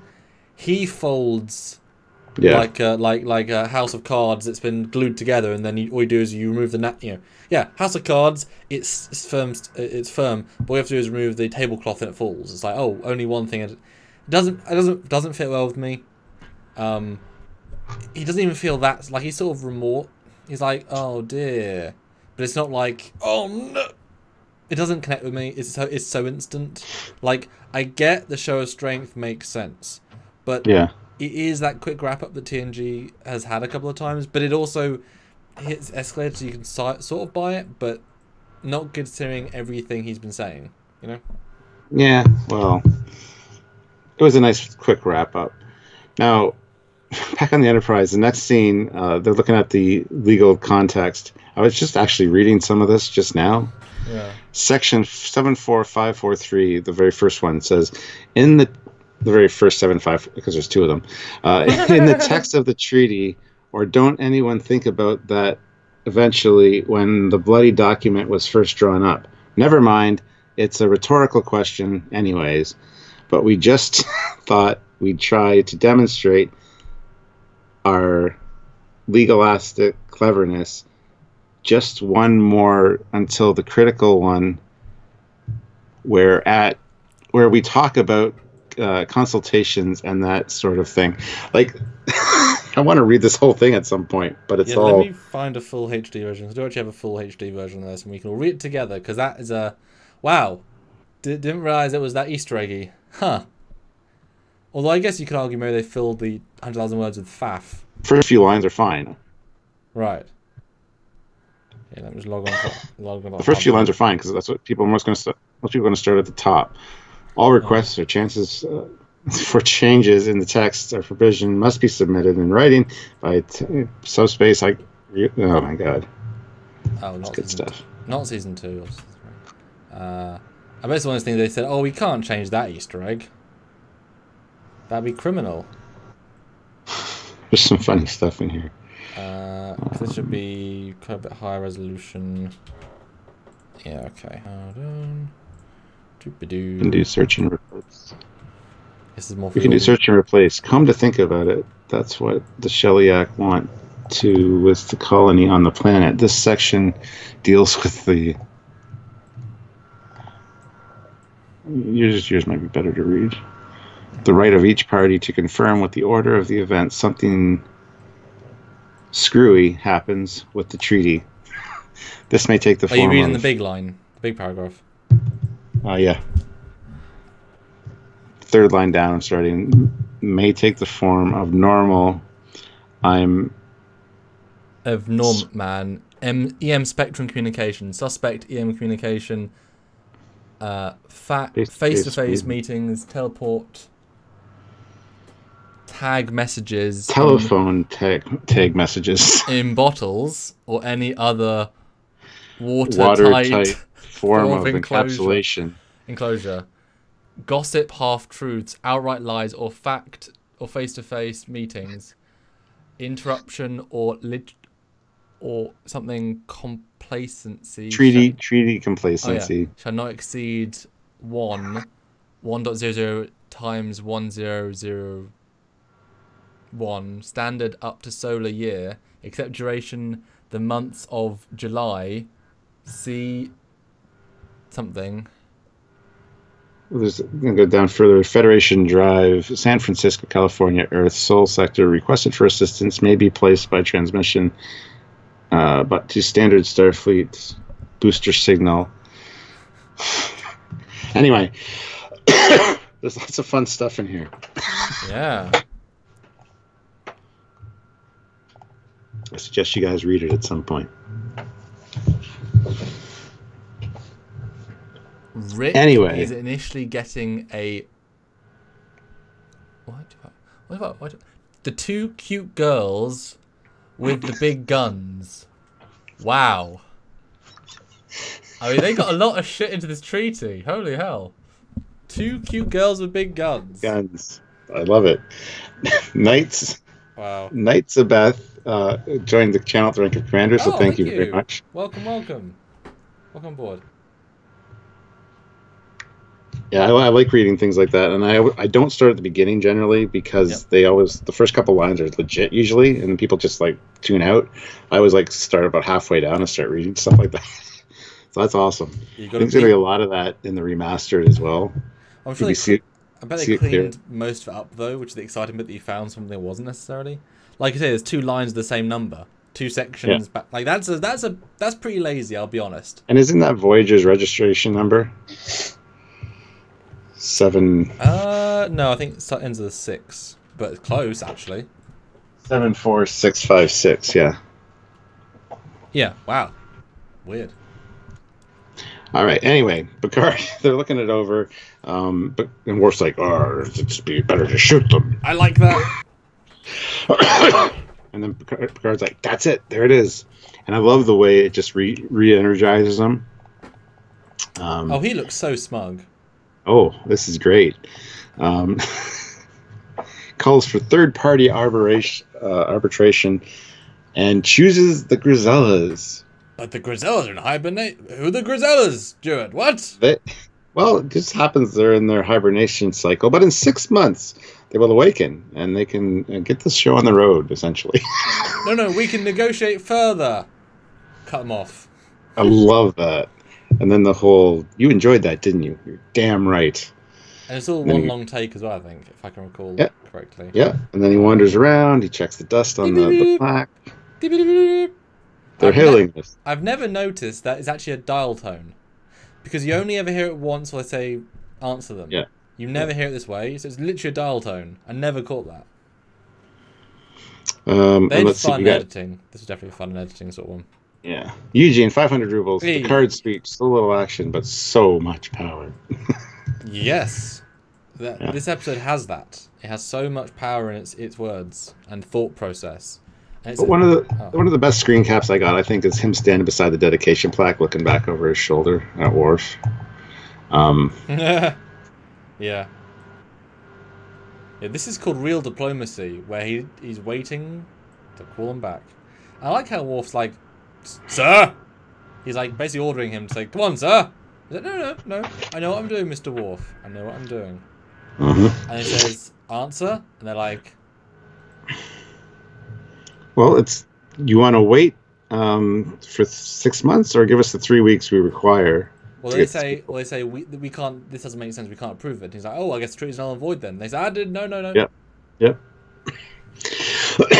So yeah, either wait 6 months so we can have a third-party arbiter, or give us the 3 weeks we need. And yeah. And he's like, "Fine," and Picard's like, "Excellent." And then Geordi comes on the bridge. "Sir, we can do it. It'll take 15 years in a team of 100. And he cuts him off, and he's like, no, it's fine. You're good. That is a weird moment, though. Because can you really imagine Geordi coming to the bridge and saying basically it's impossible in like a life or death situation, he's making a joke? It's a little bit odd. It's a great payoff, but it's a little bit odd. Especially starting with, "We'll get it done." It's like, it would have been funny if he said, "Captain, after much research, and we've used all of our transporter test subjects, it'll take 10 years. It's adding some levity to the... Yeah. Oh, yeah. Tenchi 2K7, super chat of $5. Thank you very much. Such a great scene with Picard. Makes the whole episode great. It's brilliant. Yeah. It's Picard being Picard, and I wish the show called Picard could take notes from TNG. Because they didn't feel I did. Would be nice. Would be nice. Shouldn't be rocket science. Even though he's a different man, he's still the same man at the core, at the end of the day. But then we're back on the planet. Data's leaving. And we have a hilarious, as she walks up, she's like, "Hi!" Yeah. It's such a modern... I love her speech, right? It's so 21st century, despite this being not a 20th... Well, it is, but you know what I mean? It's not a modern day production. And it's another cute scene, and look at his little cheeky face, and it's cute. Yeah. He And kisses her. He basically, kisses like, I don't have any feelings for you because I can't feel things or whatever. Well, she asks She's him, sad. do you have feelings for me? And he's like, I haven't got feelings. Let alone for anyone. Yeah, it's nothing personal. But then he gives her a kiss, and why'd you do that? You appeared to need it. It's lovely. Oh, look at that screen cap we got of her smiling. Yeah, I made sure to get a good one because I knew you'd like it. Yeah, and a very cute bye. And he says, "I'll remember everything about this, so don't worry. It's fine. I'll never forget you." And then when he gets in the shuttle, legitimate split-second remorseful face. True emotion. Once again, he's like, "Oh, that's a because I do have feelings." Because like she said, you know, the fact that you saw that I was not feeling well and you deducted what would make me feel better and you did it. It reminds me exactly of Isaac from the Orville. With enough time, his pathways of circuitry developed ways of dealing with, and they summarized how a machine could fall in love and be, you know, how you're more efficient with someone than without. Like, super good parallels here. But it's like, yeah, if you understand how to make, you know, you can still math your way into a relationship in a sense. It might not be good, but, you know, and considering Data gets an emotion eventually, at that point, he could have a relationship. I mean, do you see him with the Borg Queen? I mean, come on, you know, yeah, it's fine. Dave L says, "What do you guys think of the Shellyak ship? I bet you already have an episode of it done." No, we have an episode on the Merchantman done. Nope, we haven't. We haven't done a first look at it? Nope. I thought we did a mission briefing on it. I don't think we did. Pretty sure we did a mission briefing on the Merchantman. If not, it's you know what I'm remembering probably is my review of the Eagle Moss model. Yep, we didn't. So I now have a 3D model of it, which I've talked to you about it. That we'll do it. I just haven't got around to doing it yet. Yeah, so there you go. But I have done a review of the Eagle Moss Merchantman. You've done a first look review. I was not there. Sorry, man. Yeah, that's fine. But yeah, lovely little scene. Back on the Enterprise. And I love this. He's listened to the concert, and Dave's like, "Oh, basically cool. That's surprising, but why?" And he's like, "It's actually really good, and I think you have heart." And he's like, "I don't." Yeah, you're playing shows feeling. And he disagrees. Dave disagrees, and he explains, "Look, you said you took two artists and put them together. That's all you did. You just copied." And he's like, "Yes, but these two people have different styles. So you can't combine them. You worked out the way to combine them, and then sounded better than you should." And Data's generally like, "Oh, maybe." Well, one of the favorite things that Picard says here is there no data in what I'm hearing? Yep. Like. Yep. So yeah, you're merging two very different artists essentially and styles into one performance. So yes, there's something of you in there. So and also you chose them in particular. Like as he chose them, it was not, you know, he could have chosen anybody. And there is Datanisms in it. And it's such a nice callback to the end. And you know, he says, "Oh, I've learned recently I can be more creative." You know, in his own version of, you know, because he's still a robot, he's still this, but he can find ways to be creative, and it's such another nice scene. And also, the end feels like the shuttle. This was like a little epilogue. I was like, "Oh, we're still going." Oh, yeah. Okay. But it's a lovely little epilogue, and just a really well written everything. I mean, except the guy being stubborn. That was the only thing that was not well written in this episode. So Stuart, then. That's it. We reached the end. A little bit short, but it's also sort of a simple episode in a sense. So guys, now is your chance to put your review scores into the chat, and of course we'd love to get some final super chats. I'd love to see the $25 would be good, just kind of up us there a little bit to the okay point. But Stuart, now we've reviewed it fully, and you've heard all my many thoughts, analysis, and scene by scene, shot by shot. What do you think now of this episode? There's a lot in here I like. A lot of fantastic dialogue, nice little moments, the small scenes. The small scenes in this are the ones that stand out to me. And there's a lot of long planet scenes and same speech from Goshevin and all that, which kind of gets old really quick. But the small scenes, like the transporter room stuff, the scene with Diana and Picard is fantastically well done. The Shellyak stuff is great. Just seeing a strange new life form. It's presented well on their ship is a really cool set. I love the lighting there. We get to see their transporter effect as well. The fact that it's the merchantman ship we use kind of bugs me a little bit. Mm-hmm. It'd almost be better if it was the Hussack ship, which is coming up in the episode with this. It's called the Survivors. It has much more of a menacing kind of look to it. It was a colony ship. Well, and it wasn't meant to be menacing. Anyway, yeah, I think the ship should have been different. But other than that, I mean, there's a lot of great dialogue in here, some funny moments, some great Picard stuff, especially the whole cutting them off and just enjoying them, trying to get in touch with them and doing the dusting and stuff. So well done. And then, yeah, that little moment with kind of starts with the violin thing, ends with the violin thing. It's actually pretty well constructed, but I find the shortest scenes are the best. And this episode is kind of edited really funny. It's like short scene. It just, I don't know. The scenes seem a lot shorter, especially when you're reviewing it and you're looking back at the photos. It's like, okay, I thought that scene was longer. Well, it's because it probably was. It's because the dialogue is is memorable. It's just two people. It's what Trek is. It's two people talking in a room, but you can't, unless we read the script, we can't summarize the scenes fully. So we're summarizing the dialogue without getting the dialogue power. Hence why they feel shorter. You know? So, yeah, there's a lot of good in here, but overall, I mean, it's one of those kind of forgettable episodes for me. I remember certain things about this that really stand out, like the Shellyak, the ship, and the aqueduct being destroyed. I completely forgotten about the girl. I completely forgotten about the love interest. I completely forgotten about Goshevin and his kind of their stance. I didn't remember the whole reason that they had to be evacuated from the planet. So, I mean, there's lots in this. But then once you hear Shellyak, then you know about the contract, and you're like, oh, yeah, it's wordiness. It's lawyer talk. So there's a lot here, but it's not a favorite of mine. So all that being said, for season 3, I'm going to give this give it a 5.5 out of 10 for season 3. Okay. It's just one that I choose not to watch again. For all of TNG, I'll put it around a 4.5. It's got some good dialogue and good stuff that kind of makes it worth seeing, at least, so it's not the lower end of the spectrum. Cool.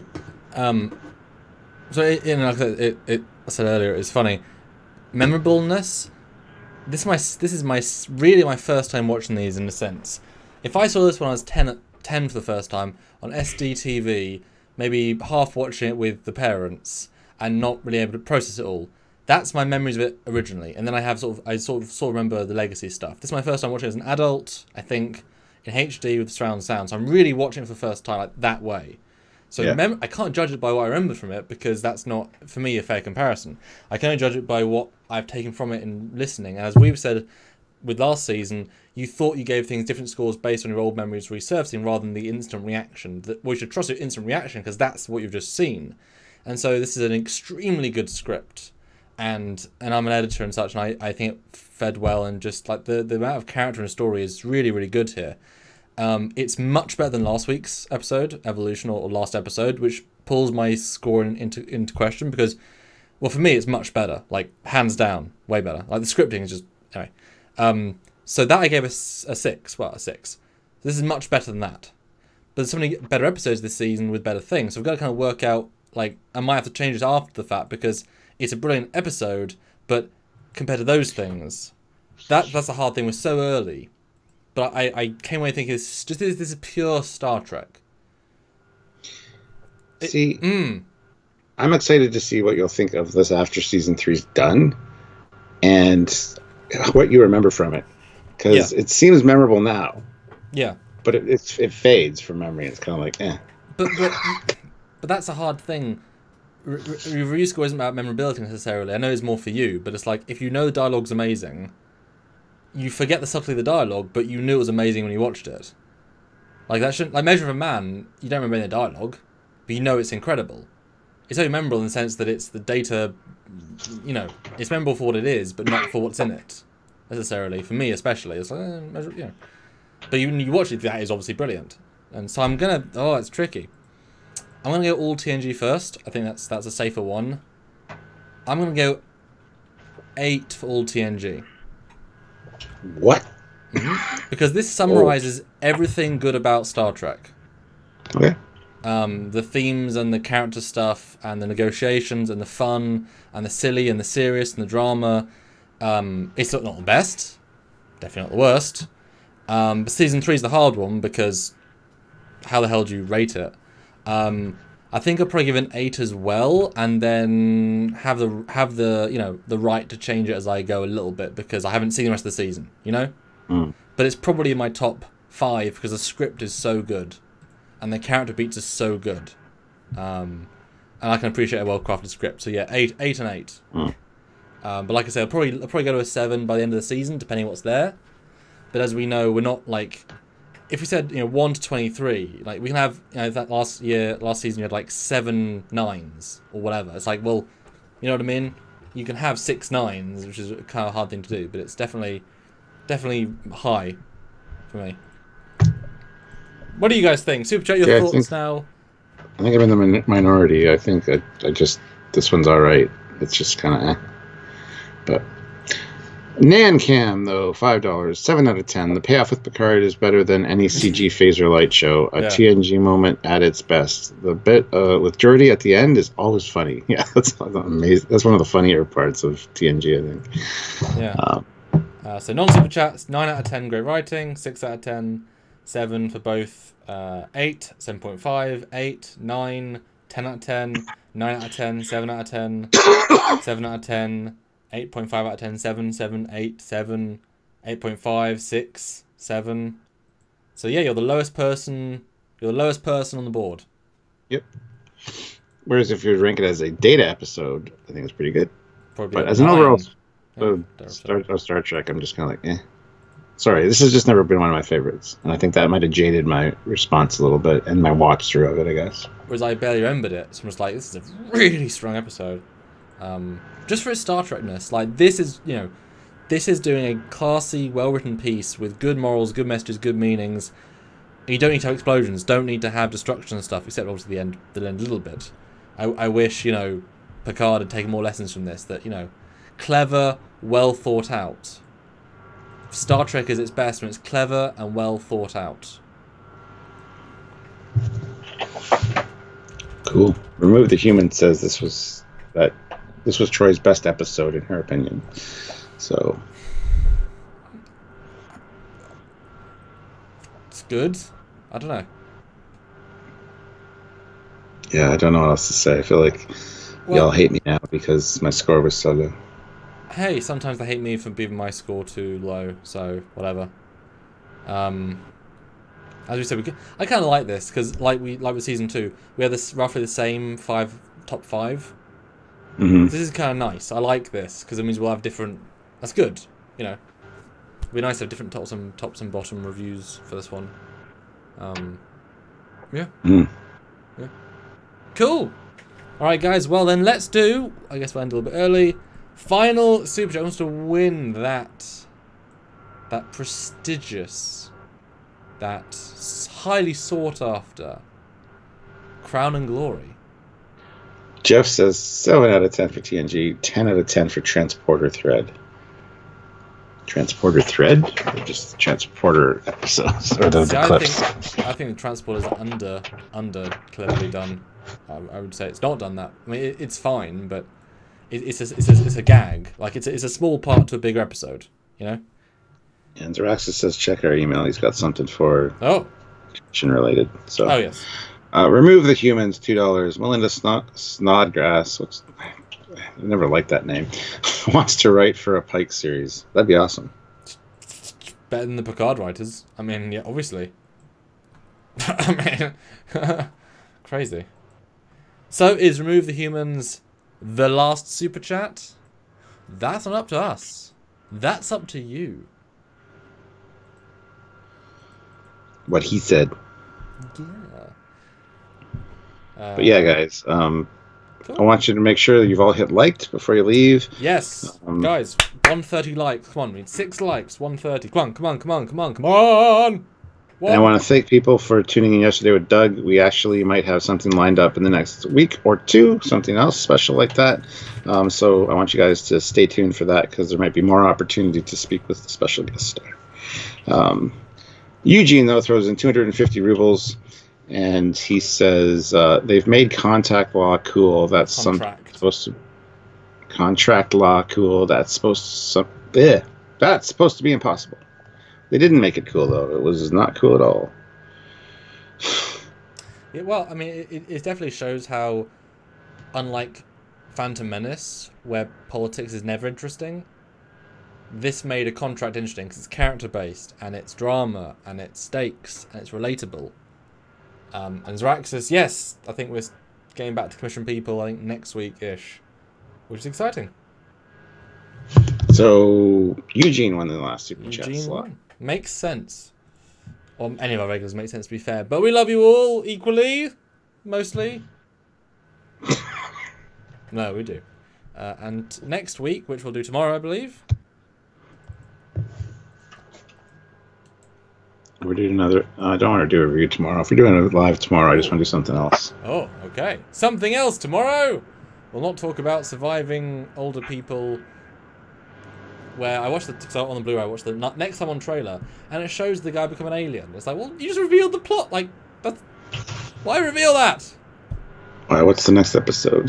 The one with the 2 old people on a planet with the grass, and it's like, how did you survive? Well, because... Oh. That one. Gotcha. The Survivors. One I have very minimal caring for. Like, it's like, oh, that's fine. Got a cool alien ship, though, I gotta say. I can't... Why, isn't it just the Husuk with the 2 little ba-do? Is it just the freighter with pointy bits at the sides? No. Anything on Saturday? No, we don't. We try not to do weekends because weekends are for us. Weekends are special if you do a special thing. Yeah. Alright, guys. Have a good everything. See you tomorrow. We love you. Goodbye, everybody. Bye, guys.